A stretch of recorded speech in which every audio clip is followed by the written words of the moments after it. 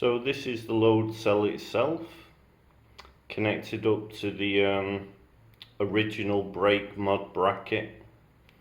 Now this can work loose fairly easy, so I would recommend putting it in a vise, getting a socket on a ratchet and tightening up nice and tight.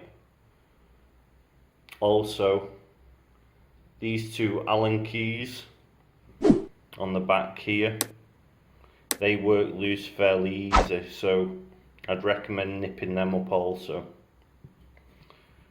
As you can see by this one, the rubber is fairly chewed up and it's not had that much use. That is the weak spot of it, I'd say.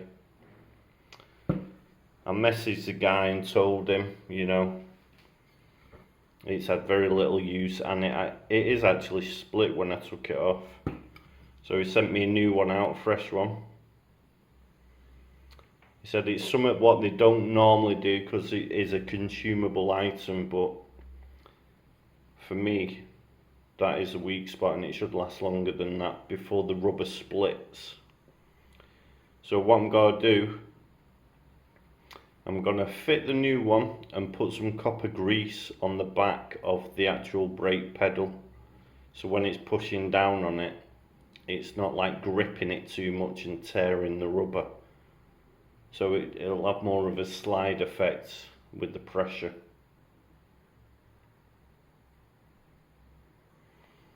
So fitting it was dead easy really. Obviously you connect it to your old brake mod, you feed the original cable, neaten it up, feed it back through into the pedal. You get a cable with it, so you also feed that in, and then it just plugs in either side, and then the cable which you get with the mod then goes into your wheelbase. So all in all, dead easy to fit, so easy. For £99, I'd say it is a fairly good mod. I mean, there is others what you can adjust, like the pressures and stuff. I suppose they're better, but I think this does the job okay. In terms of lap times, I wouldn't say it's made me any quicker really as of yet. It's still early days, I'm still getting used to it. But consistency in the pedal feel overall is much better. I would say it would make your braking more consistent. Up to now, with very little use, I'd say trail braking wasn't as easy as original, because it was just easier to leave your foot in a little bit on the brakes because there wasn't as much pressure. With this, you're putting a lot of pressure on and off, so it's kind of on and off.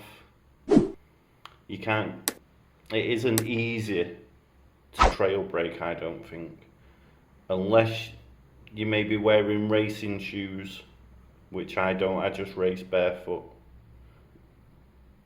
Well, that's when I'm serious, but socks otherwise.